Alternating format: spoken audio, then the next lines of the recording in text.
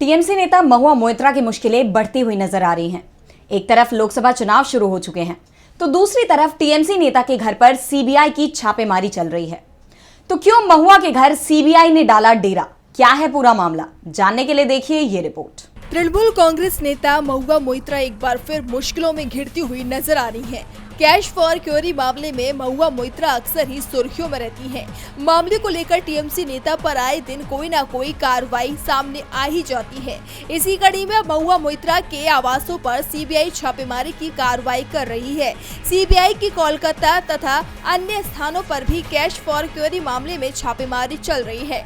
लोकपाल ने 19 मार्च को cash for Curie case को लेकर सीबीआई को जाँच करने के आदेश दिए थे और 6 महीने में केस की रिपोर्ट फाइल करने के निर्देश दिए थे।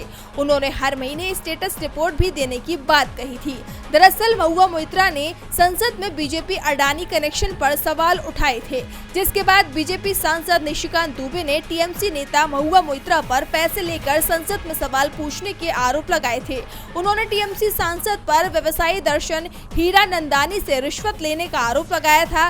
मामले में महुआ के खिलाफ अपना बयान देते हुए दर्शन हीरानंदानी ने भी दावा किया कि महुआ के संसदीय लॉगिन और पासवर्ड उनके पास भी है और वे खुद ही महुआ मोइत्रा की तरफ से संसद में सवाल डाल देते थे।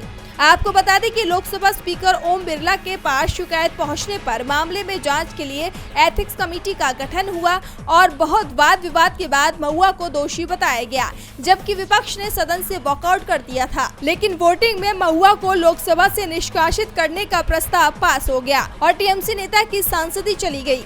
अब एक बार फिर मामले में कार्रवाई तेज हो गई है और लोकसभा चुनाव के दौरान हो रही इस छापेमारी को लेकर सवाल उठ रहे हैं। आरोप लगाए जा रहे हैं कि टीएमसी नेता को चुनाव की तैयारियों से दूर रखने के लिए ऐसे वक्त पर सीबीआई का डंडा चलाया जा रहा है। डीबी लाइव की रिपोर्ट।